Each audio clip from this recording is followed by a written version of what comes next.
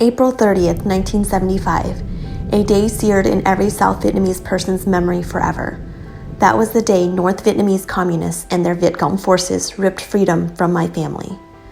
At the time, Hồng was a 19-year-old city girl living in Saigon, the former capital of South Vietnam. Hồng had freshly graduated from high school, but never imagined this to be her first taste of adulthood.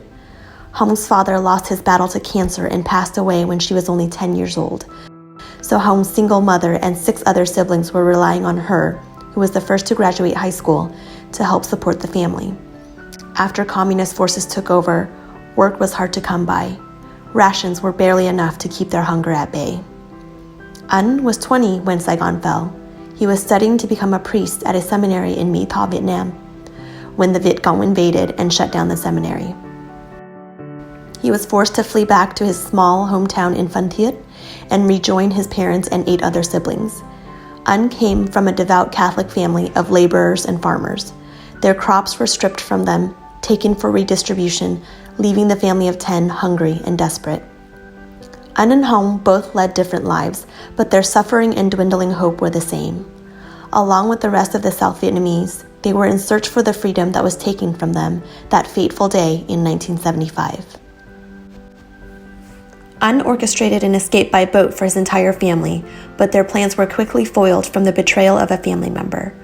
His entire family, outside of himself and an older brother, would eventually be jailed for treason. Anh wandered the streets of Saigon to hide from the Công an police, fearing that he would also be jailed. On one of his later failed escape trips, he met Duc, who was also attempting escape. Seeing Anh homeless and hungry, Duc brought Anh back to his home in Saigon to live with his single mother and 6 other siblings. One of these siblings included Hồng, Duc's older sister. No one would have predicted that Duc's shenanigans would lead to Anh and Hồng meeting for the first time. Their relationship blossomed from there, and they would eventually decide to attempt escape again. This time, Hồng was included. Following the end of the war and fall of Saigon, nearly 1 million other fellow Vietnamese would attempt escape by boat, coining them Vietnamese boat people. It's estimated that a quarter, or 25%, would be lost at sea. Hồng and Anh's escape was filled with many similar stories to the other 1 million boat people.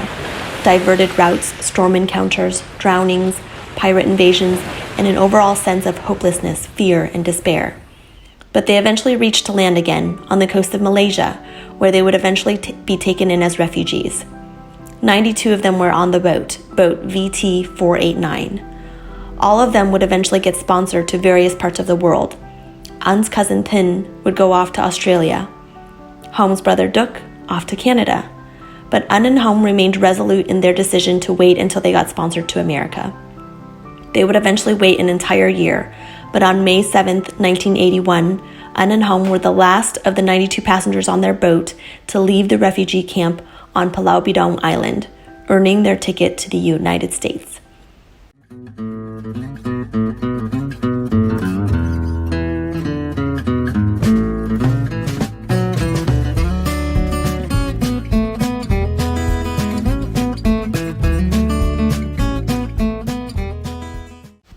On January 16, 1982, 8 months after their arrival to the U.S., Anh and Hồng would get married. Today marks their 40th wedding anniversary.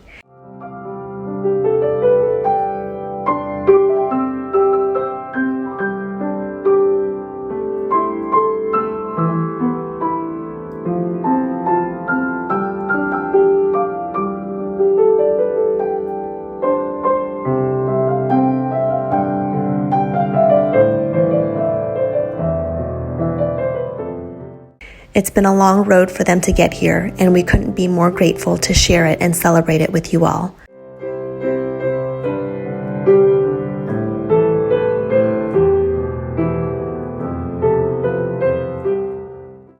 Congratulations, Ma and Ma.